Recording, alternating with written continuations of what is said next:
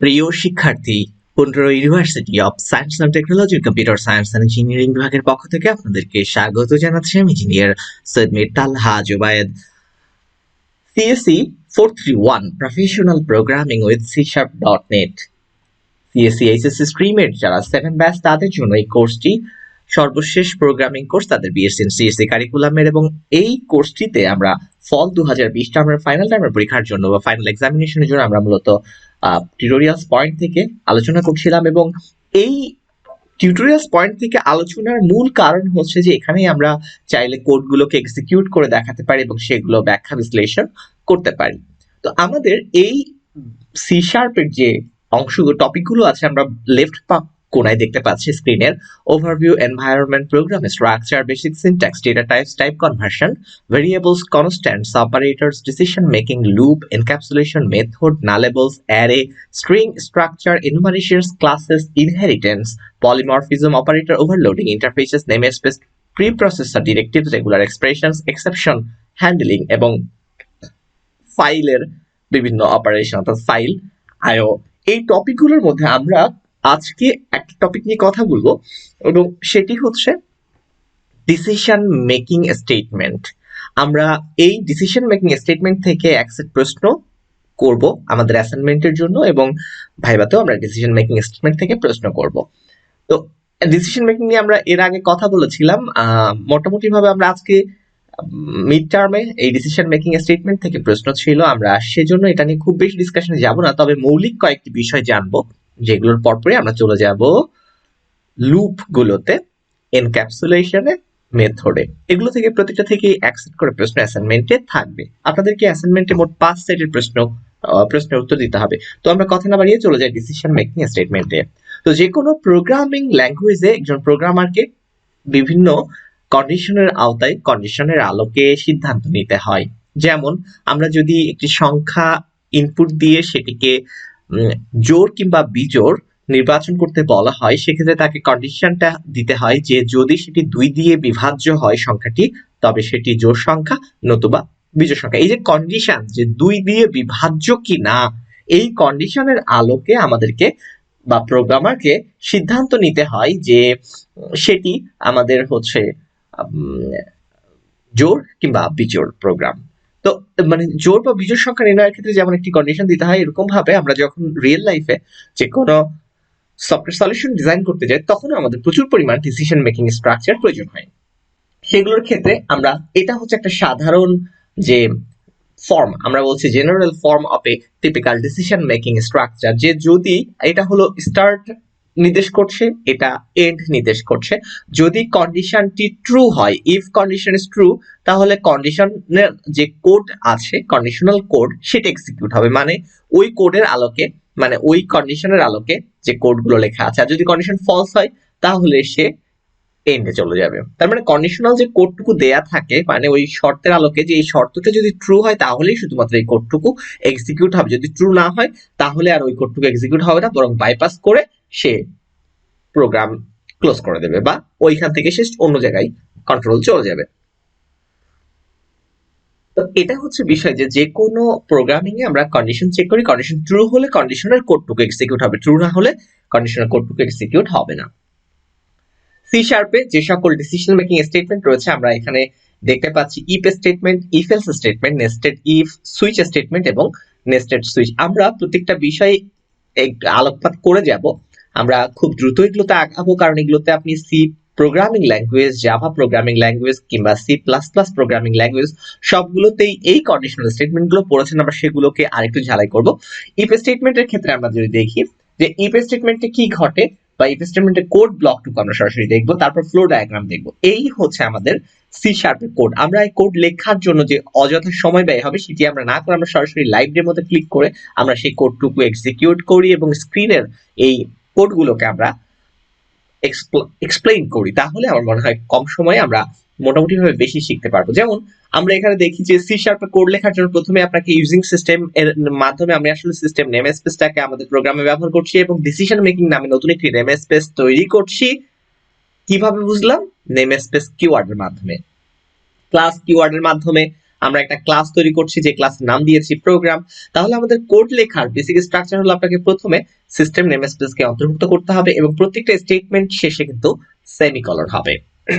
Namespace কিওয়ার্ডের মাধ্যমে আপনি নতুন একটি নেমস্পেস তৈরি করলেন, এটি আপনার ইচ্ছে মতো নাম দিতে পারবেন। এই যে সেকেন্ড ব্র্যাকেট শুরু হলো, এই সেকেন্ড ব্র্যাকেট শেষ হলো, তার মানে আমাদের যাবতীয় কোডটুকু আমরা আমাদের তৈরি করা নেমস্পেসের মধ্যেই অন্তর্ভুক্ত করলাম। ফলে কি হবে, এর মাঝখানে ক্লাসের নাম আপনি যাই দেন, বিভিন্ন প্রোগ্রামের বা মেথডের নাম যাই দেন, ভেরিয়েবলের নাম যা কিছুই দেন, সেই একই নামে অন্য কোনো নেমস্পেসেও যদি থাকে তাতে নেম কলিশন হবে না। তাহলে নেমস্পেস তৈরি করার কারণ কি বলতে হবে, টু অ্যাভয়েড নেম কলিশন, নামের সংঘর্ষ এড়ানোর জন্য আমরা আমাদের প্রতিটি প্রোগ্রামে আমাদের নিজস্ব নেমস্পেস তৈরি করে নিই।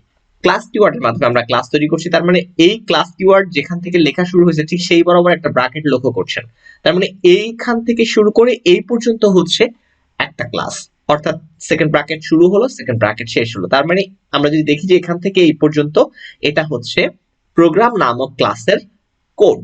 একটা ক্লাসে কি থাকতে পারে, সেখানে মেম্বার ভেরিয়েবল থাকতে পারে, মেম্বার মেথড থাকতে পারে, এবং যেই ক্লাসের মধ্যে মেইন নামক মেথড থাকে সেই ক্লাসটিকে আমরা বলি মেইন ক্লাস, এবং সেই ক্লাস থেকেই প্রোগ্রামের এক্সিকিউশন শুরু হয়।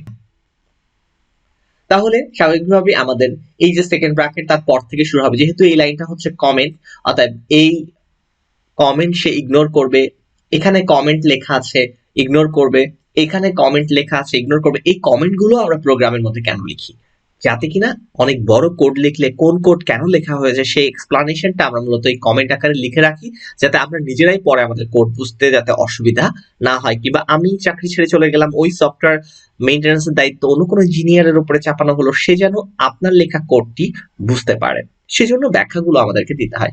তো স্বাভাবিকভাবেই আমরা বলেছি যে কোনো মেথডের মধ্যে কি থাকে, ভেরিয়েবল থাকে এবং কোড থাকে। তো এখানে ইন্টিজার a সমান 10, এর মাধ্যমে আমরা ভেরিয়েবল ডিক্লেয়ার করেছি এবং সেই ভেরিয়েবলের মান ইনিশিয়ালাইজ করেছি। এরপরে করা হচ্ছে কি, যদি ইফ a less than 20 এর মান 20 হয় তাহলে এই আউটপুটটা দেখাতে হবে। যদি 20 না হয় তাহলে আমি এখানে 10 না দিয়ে আমরা যদি এটাকে, আমরা দেখতে পাচ্ছি যে এখানে আমাদের এই কমেন্ট গুলো আমরা তুলে দিই, তাহলে আমাদের কোডটা ছোট মনে হবে এবং ব্যাখ্যা করতে সুবিধা হবে। এই কোডটুকু বুঝতে হবে, কারণ আমরা এখানে লিখেছি সি শার্পের স্ট্রাকচারে, কিন্তু মৌলিক কোড কিন্তু একই। যেমন সি তেও কিন্তু এই কাজটি করা হয়েছে, যে ইফ স্টেটমেন্ট দেখার জন্য আমরা বলছি ইফ এর পরে যে কন্ডিশন থাকে সেটা ট্রু হলে ইফ এর স্টেটমেন্ট এক্সিকিউট হবে। ইফ এর স্টেটমেন্ট বলতে কি বোঝাচ্ছে, এখানে একটাই স্টেটমেন্ট আছে, সেখানে আমরা কিছু লেখা দেখালাম। ধরা যাক এখানে আমি আমার স্টুডেন্টদের নাম দিলাম, যে যদি 20 এর চেয়ে ছোট হয় তাহলে আউটপুটে দেখাবে মূলত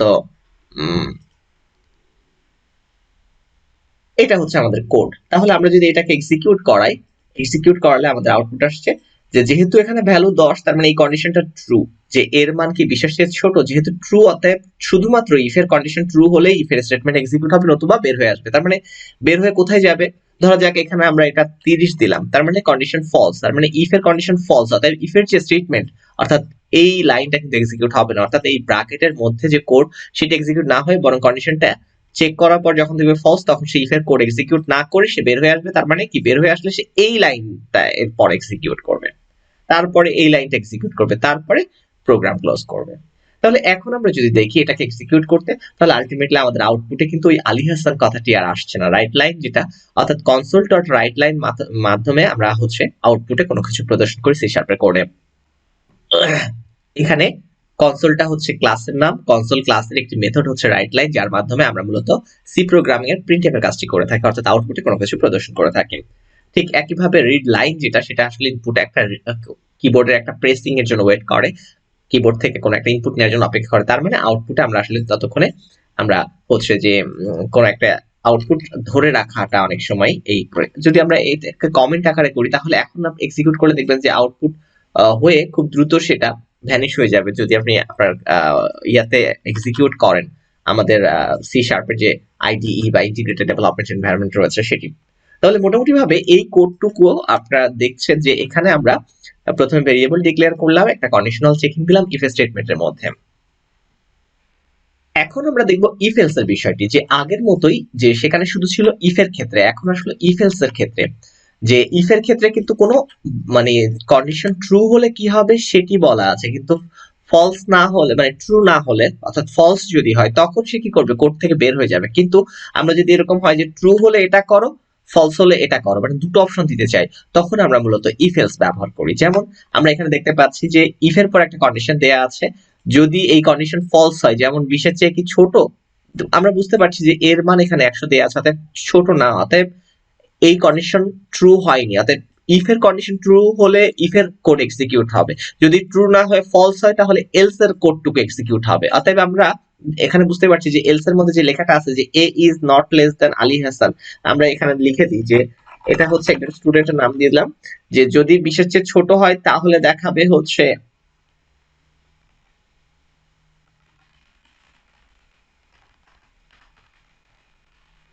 মানে যদি এর মান 20 এর চেয়ে ছোট হয় তাহলে দেখাবে আব্দুল কুদ্দুস, আর যদি ছোট না হয় মানে ফলস হয় এই কন্ডিশন, তার মানে তখন সে আলী হাসান দেখাবে। তাহলে আমরা আউটপুটে দেখতে পাচ্ছি যে শুধুমাত্র আলী হাসান দেখাচ্ছে, কারণ কন্ডিশন ফলস।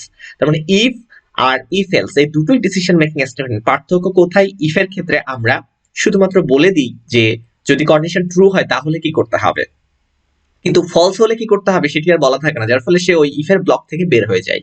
কিন্তু ইফ এলস এর ক্ষেত্রে ট্রু হলে কি করতে হবে সেটা বলা থাকে ইফের ব্লকে, আর যদি ফলস হয় তাহলে কি করতে হবে সেটি বলা থাকে এলস এর মধ্যে। সো ইফ এলস আর ইফ এর মধ্যে মৌলিক পার্থক্য হচ্ছে যে ইফের মধ্যে শুধুমাত্র বলা থাকে ট্রু হলে কোন কোড এক্সিকিউট করতে হবে, কিন্তু ফলস হলে সে আসলে ওই কোড থেকে বের হয়ে যায়, বিকল্প কোনো কিছু রান করে না। কিন্তু ইফ এলস এর ক্ষেত্রে ট্রু হলে ইফ এর কোড এক্সিকিউট হবে, ফলস হলে এলস এর অংশটুকু এক্সিকিউট হবে। তাহলে আলটিমেটলি আমরা দেখলাম যে এটা গেল হচ্ছে if else.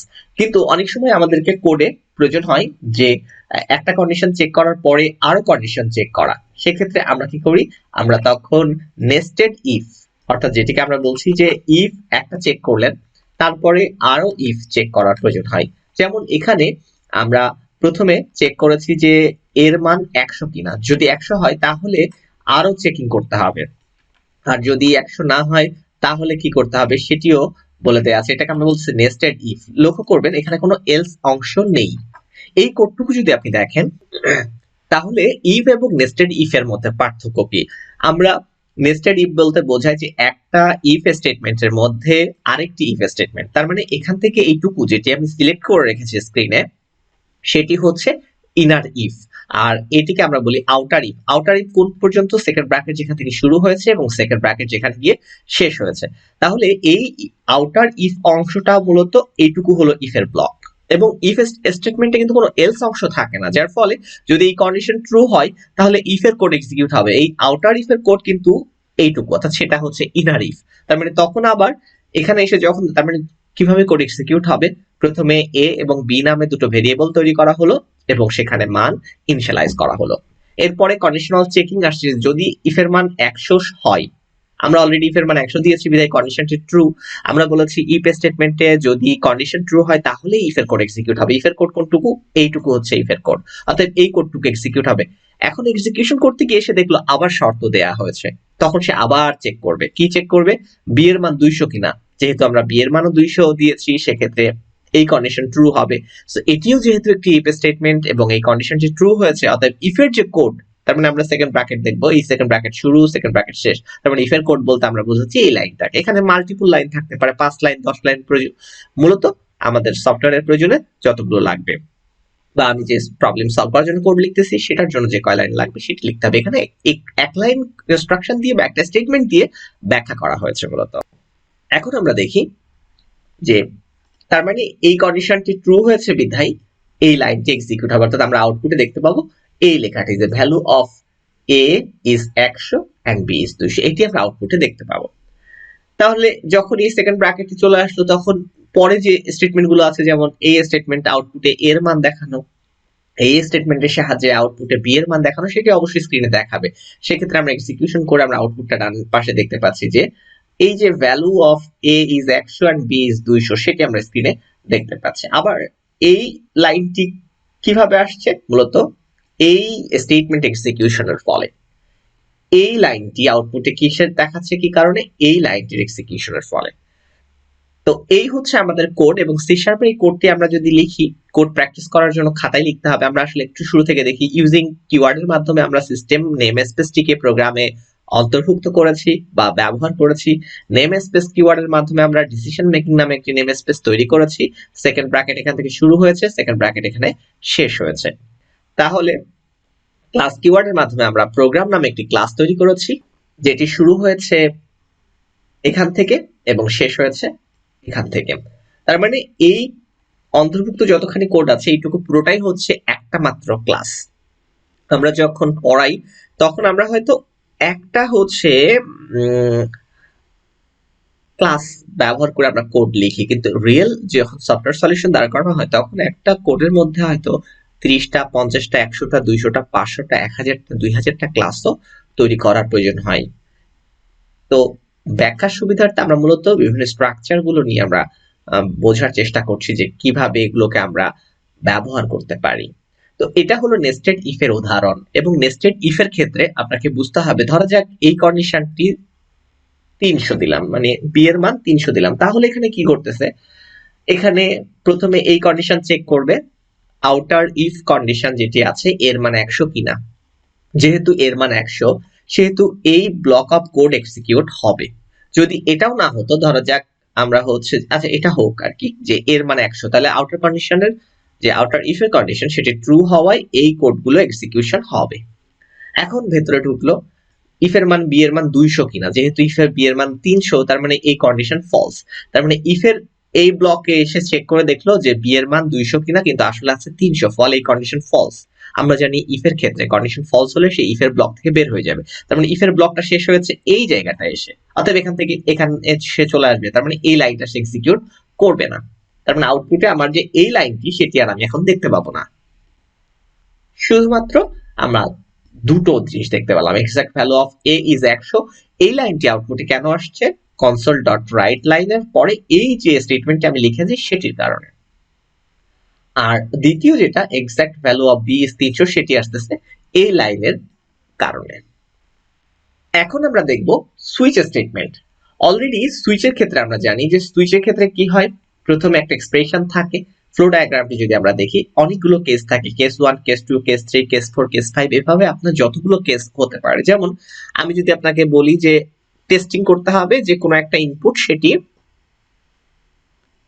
A B C D E F G H I J K L M N O P Q R S T U V W X Y Z বড় হাতের অক্ষরগুলো কিনা, এটা জাস্ট চেকিং। তার মানে আপনার কেস কয়টা, মোট 26টা।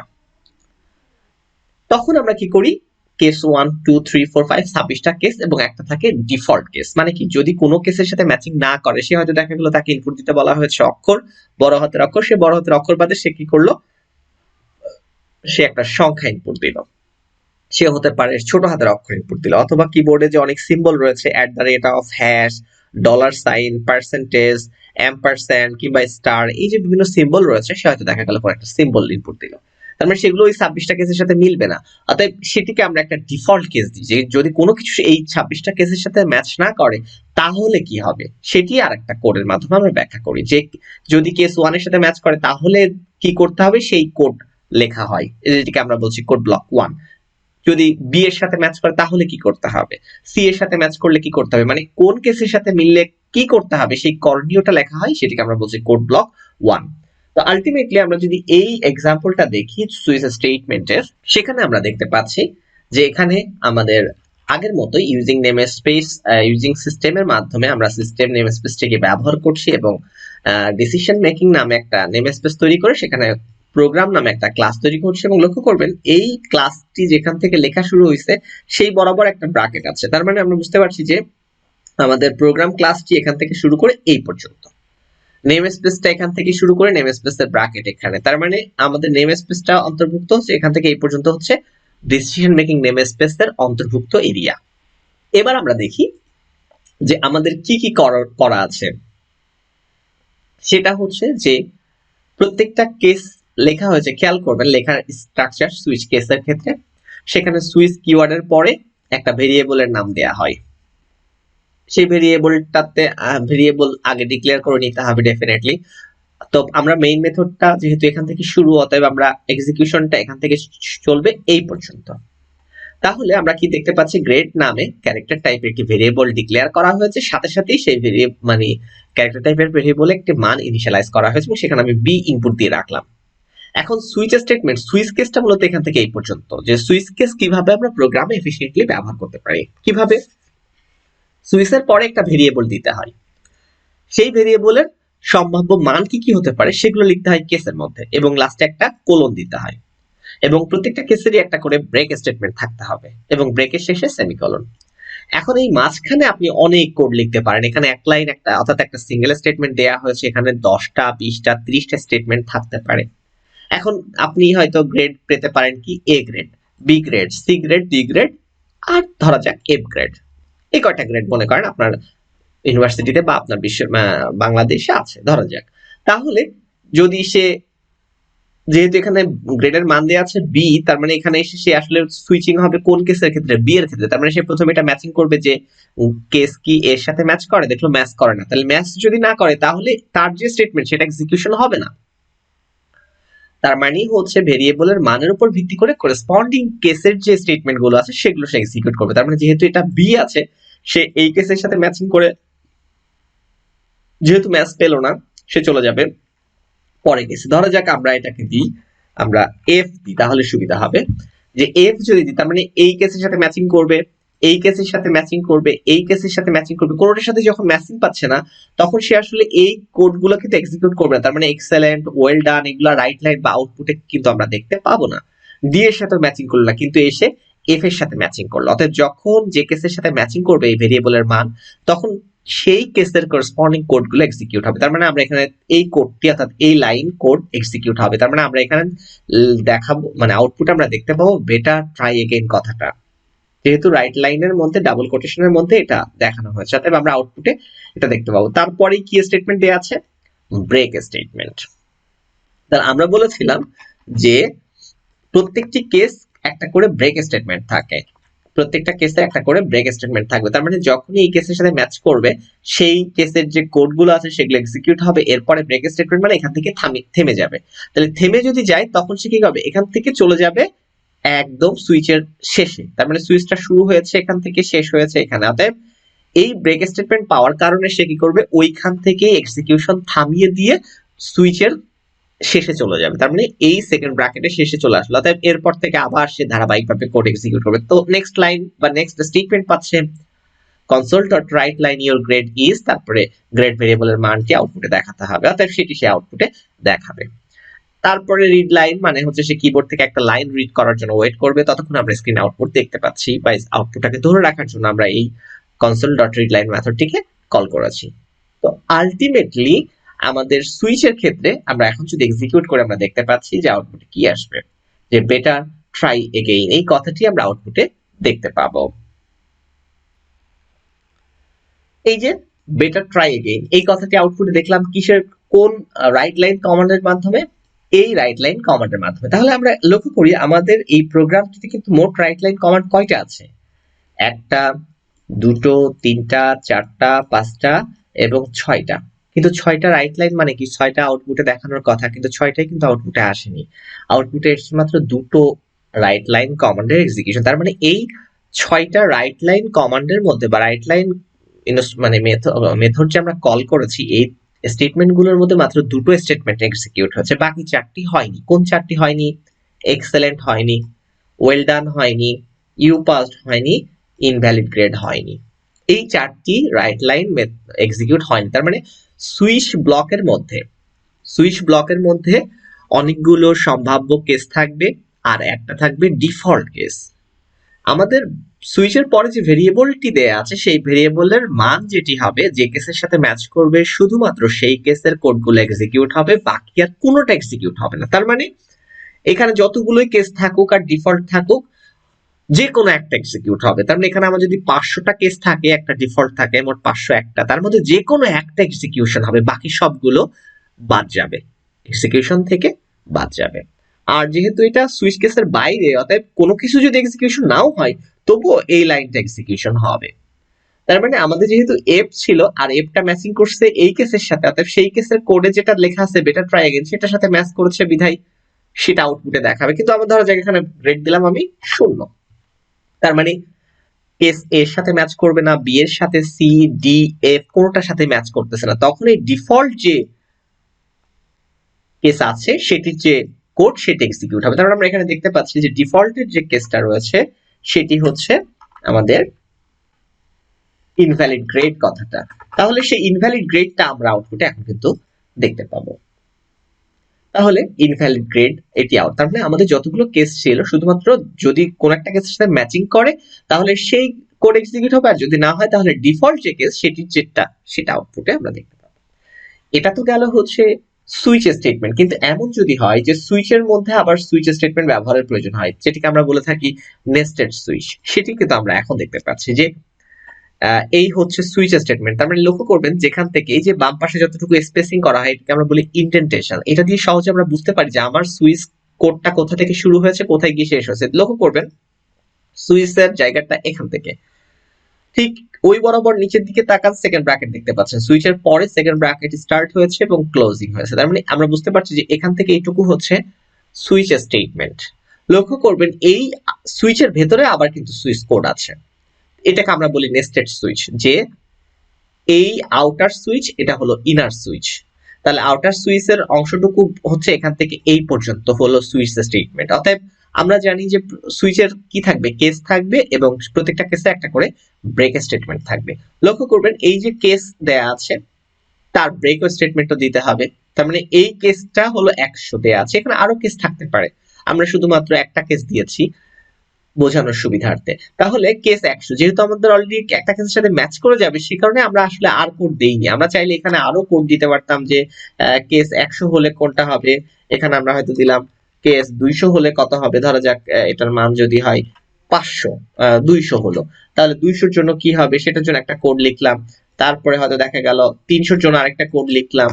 তাতে কি হবে, কোডটার মূল থিমটা আমরা বোঝাতে ব্যর্থ হব যেহেতু কোড অনেক বড় হয়ে যাবে সেই কারণে।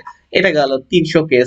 এরপর আমরা চাইলে একটা ডিফল্ট কেস দিতে পারি, আমরা একটা ডিফল্ট কেস ধরা যাক তার 3টা অপশন দিলাম, এরপর সবশেষে আমরা একটা দিলাম সেটা হচ্ছে ডিফল্ট। ইউজুয়ালি এটাই হয় যে আমরা কোড লেখার সময় আমরা একটা ডিফল্ট কেস দিলাম। তো যাই হোক মোটামুটি ভাবে 100, 200, 300 থাকুক, আমরা আউটপুটে দেখি তাহলে সুবিধা হবে। আমরা এক্সিকিউট করতে এবং আমরা দেখতে পাচ্ছি যে এখানে লেখা আসছে this is part of outer switch, this is part of inner switch, value দেওয়া আছে এই 4টা লাইন। তার মানে আমরা 4টা লাইন আউটপুটে দেখতে পাচ্ছি, মানে আমরা আসলে 4টা রাইট লাইন এক্সিকিউট হচ্ছে। কোন 4টা হচ্ছে, তাহলে আমরা যদি এখন দেখি এই কোডের মধ্যে বিশাল কোড হয়ে গেল। এই যে সুইচ স্টেটমেন্ট শুরু হয়েছে, সুইচ স্টেটমেন্ট শেষ হয়েছে এখান থেকে, তাই না, এই পর্যন্ত। তার মানে সুইচের কোড এতখানি। তো এই এতখানি কোড আমাদের এক্সিকিউট হবে এবং আমরা বলেছিলাম যে সুইচ কেসের মধ্যে, সুইচ কেস ব্লকের মধ্যে যে কোনো একটা কেস স্ক্রিনে আসবে, একটার বেশি না। তাহলে আমার এখানে কেস আছে একটা, কেস আছে দুটো, তারপরে আমরা যদি দেখি যে কেস আছে 3টা, তারপরে একটা আছে ডিফল্ট কেস, মোট 4টা কেস আছে। তার মানে এই 4টা কেসের মধ্যে যা কিছুই থাকবে যে কোনো একটা এক্সিকিউট হবে, একটা কেস। তার মানে একটা কেস শুরু হয়েছে এখান থেকে ব্রেকের আগ পর্যন্ত, এটা হলো একটা কেস। তারপরে এইটা একটা কেস, তার মধ্যে এই পর্যন্ত। তার মানে এইখানে যতগুলো রাইট লাইন আছে সেটা এক্সিকিউট হবে। তো যেহেতু আমাদের কন্ডিশন ম্যাচ করতেছে ফলে আমরা দেখতে পাচ্ছি যে কোনো কেসে 2টা করে রাইট লাইন আছে, ফলে যে কেসে এক্সিকিউট হোক তার দুটো আউটপুটে দেখতে পারি। আর দুটো কোত্থেকে আসছে, মানে এই যে এই দুটো exact value of A is 100, exact value of B is 200, সেটা আমরা আসলে পাচ্ছি এই কেস থেকে বের হয়ে যে বাইরে দুটো আছে। তার মানে আমাদের যদি কোনো কেসের সাথে নাও ম্যাচ করে তবু আমরা আউটপুটে এই দুটো লাইনের যে আউটপুট সেটা আমরা সবসময় দেখতে পাবো। এটা গেল একটা। আরেকটা হচ্ছে ডিফল্ট কেস যেহেতু দেয়া আছে সেহেতু ডিফল্ট কেসের যে আউটপুট সেটা আমরা হয়তো দেখতে পাবো। তো আমরা একটু লক্ষ্য করি যে আমাদের এখানে কি ঘটছে। এর মান যেহেতু 100, তার মানে সুইচ করা হবে কোন ভেরিয়েবল উপর ভিত্তি করে, এ এর মানের উপর ভিত্তি করে। অতএব যা চেকিং হবে এর সাপেক্ষে। তাহলে যেহেতু এর মান 100 সেহেতু এর মান এই যে এ ভেরিয়েবলের সাপেক্ষে সুইচিং করবে, প্রথম কেসের সাথে মিলে গেল। অতএব সে মিলে গেলে প্রথমে এই লাইনটা সে আউটপুটে প্রিন্ট করে দিল, আমরা এটি আউটপুটে পেলাম। এখন সে আবার সুইচিং করবে, মানে আমরা এটাকে বলছি নেস্টেড সুইচ, তাই সুইচের মধ্যে আবার সুইচ স্টেটমেন্ট। তো এই সুইচ স্টেটমেন্ট কিন্তু এই আউটার সুইচের অন্তর্ভুক্ত। অতএব এই সুইচের স্টেটমেন্টে পুরো কোডটির মধ্যে একটা ব্লক এক্সিকিউট হবে, যে কোনো একটা কেস। অতএব যেহেতু প্রথম কেসের সাথে ম্যাচ করে গেছে তার মানে আমরা বলতে পারি যে এইটুকু কোড এক্সিকিউট হবে, বাকি এখান থেকে এই পর্যন্ত কোনো কোড এক্সিকিউট হবে না, বরং ওখান থেকে ব্রেক স্টেটমেন্ট যখনই পাবে, মানে এই যে ব্রেক স্টেটমেন্ট যখনই পাবে তখনই সে এখান থেকে বের হয়ে চলে আসবে এই কোডগুলো এক্সিকিউট করতে। তার মানে এই বাকি কোডগুলো লেখা না লেখা সমান কথা, যেহেতু এখানে ম্যাচিং করে যাচ্ছে 100-র সাথে। তাহলে আমাদের আসলে কোড এক্সিকিউট হবে এখান থেকে এই পর্যন্ত। তাহলে আমরা যেহেতু কেস 100-র সাথে ম্যাচ করে গেছে, এই রাইট লাইনের এইটার কারণে আমরা এই আউটপুটটা স্ক্রিনে পাবো। এরপরে সুইচিং করা হচ্ছে বি এর মানের উপর ভিত্তি করে। বি এর মান 200, তার মানে এখানেই ম্যাচ করে গেছে, কারণ এখানে 200-র কেসটা দেয়া আছে। তাহলে এই 200 ম্যাচিং করলে তার যে কোড এক্সিকিউট হবে, this is part of inner switch, সেই কথাটা আউটপুটে দেখতে পাচ্ছি। তারপরে সে ব্রেক পেল। এই ব্রেকটা কেন? এই সুইচ থেকে ব্রেক করার জন্য, মানে এই সুইচ থেকে বের হওয়ার জন্য। বের হলো, তার মানে এখানে চলে আসলো। এরপরে আবার এসেছে পরের লাইন, কারণ আমরা জানি কোড এক্সিকিউশন হয় একটার পর একটা উপর থেকে নিচে, তার মানে তার পরপরই এখানে চলে আসবে। এই ব্রেক স্টেটমেন্ট পেলো, মানে কি এই ব্রেক কিসের কমান্ড? আউটার সুইচ থামানোর কমান্ড। অতএব এখান থেকে সে আউটার সুইচ, তার মানে এই ব্রেক স্টেটমেন্ট হলো ইনার সুইচ স্টেটমেন্ট থামানোর, আর এই ব্রেক স্টেটমেন্ট হলো আউটার সুইচ থামানোর। ফলে এখান থেকে ব্রেক করে প্রোগ্রাম সুইচ অংশটা ব্রেক করে চলে আসবে। তার মানে এই কোডগুলো আর একটা লাইনও এক্সিকিউট হবে না, চলে আসবে এই লাইন, এবং এই দুটোর ফলে এই দুটো লাইন আউটপুটে আসবে। আমার মনে হয় আপনারা সুইচ কেস স্টেটমেন্ট বুঝে গেছেন। আমরা যদি এখানে দেখা যাক, এর মান যদি আমরা 300 দিই, বা 300 না দিয়ে এটা দিয়ে হচ্ছে 500, তো 500 কিন্তু কোনো কেস নাই, 300 আছে, তারপর ডিফল্ট আছে। তাহলে this is part of default outer switch, এটা আমরা লিখে দিই, তাহলে বোঝা যাবে। আরেকটা হচ্ছে ডিফল্ট ইনার সুইচ। তার মানে এখন যদি আমরা এই কোডটা এক্সিকিউট করি, তাহলে কি ঘটবে? সে আসলে কেস 100-র সাথে ম্যাচিং করবে, পাবে না, ম্যাচিং মিলবে না। তাই সে কি করবে? এই কোডগুলো এক্সিকিউট করবে না। 200-র সাথে ম্যাচিং করতে গিয়ে দেখলো যে ম্যাচ হয়নি, সে এই কোডগুলো এক্সিকিউট করবে না। তার মানে 500 যেহেতু, সে 300-র সাথে ম্যাচিং করেও পাবে না। এরপরে যেহেতু আর কোনো কেস নাই, আমাদের এর মান হচ্ছে 500, অতএব ডিফল্ট কোড এক্সিকিউট করা ছাড়া তার আর কোনো গতি নেই। তাহলে ডিফল্ট কোড এক্সিকিউট করতে গিয়ে সে কি করবে? এই লাইনটি আউটপুটে দেখাবে, this is part of default outer switch. এখন কিন্তু this is part of outer switch, তার মানে আমরা এটা এখন দেখতে পারবো। আচ্ছা, তারপরে আমরা দেখি যে সুইচিং করা হবে বি এর উপরে। যেহেতু বি এর মান 200, তাহলে সে বি এর কন্ডিশনটা যেহেতু ম্যাচ করতেছে, তার মধ্যে যে কোডটুকু আছে সেটা সেই আউটপুটে দেখাবে। তার মানে এই রাইট লাইন এবং এই রাইট লাইন দুটো কিন্তু আমরা আউটপুটে দেখতে পাবো। তাহলে আমরা একটু এক্সিকিউট করে দেখি। এই যে দেখা, this is part of default outer switch, this is part of default inner switch, এবং ভ্যালুগুলোর জন্য লাস্টের যে দুটো রাইট লাইন কমান্ড সেটি কিন্তু আউটপুট আমরা দেখতে পাচ্ছি। এখন চলে আসেন, এমন যদি হয় যে বি এর মান ম্যাচ করতেছে না, ধরা যাক বি এর মান 300, তাহলে কিন্তু কি ঘটবে একটু লক্ষ্য করবেন, যে এর মান 500, তার মানে এর যেহেতু আউটার সুইচটা এ ভেরিয়েবলের মানের উপর সুইচিং করা হচ্ছে, কোনো কেসের সাথে মিলছে না বিধায় বাধ্য হয়ে সে চলে যাবে ডিফল্ট কেসের, তার মানে এই কোডগুলো এক্সিকিউট করতে। তাহলে সে আউটপুটে এটা দেখাবে, this is part of default outer switch, তার মানে আমরা এই লাইনটা আউটপুটে দেখতে পাবো। তারপরে সুইচিং করা হবে বি এর উপর ভিত্তি করে। এখন কথা হচ্ছে বি এর মান তো 300, এখানে সুইচিং করানোর সময় আমরা কেস দিয়েছি 200, ম্যাচিং তো করবে না। অর্থাৎ ম্যাচিং যেহেতু করবে না, সে তো বের হয়ে চলে আসবে, কারণ আর কোনো কেস দেয়া নেই। তার মানে এই লাইনটা কিন্তু আউটপুট আমরা দেখতে পাবো না। এখন কিন্তু আমরা দেখতে পাচ্ছি this is part of default inner switch, এই লাইনটা কিন্তু স্ক্রিনে আসবে না। তখন আসলে আসবে এই লাস্টের দুটো লাইন। কেন আসবে? এই দুটো রাইট লাইন কমান্ডের জন্য। আর এই লাইনটা আসবে কেন? মূলত এই ডিফল্টের যে কনসোল রাইট লাইন সেটার জন্য। তার মানে এই যে this is part of default inner switch, এই কথাটার আউটপুটে আমাদের দেখার সুযোগ নেই। চলুন আমরা এক্সিকিউট করে দেখি। আই হোপ আমাদের নেস্টেড সুইচটি আপনাদের বোঝা হয়ে গেছে। তো আজ আর কথা বাড়াবো না, আমাদের আলোচনা এখানে শেষ করছি। ভালো থাকুন, সুস্থ থাকুন, আর Pundra university of science and টেকনোলজির সাথেই থাকুন।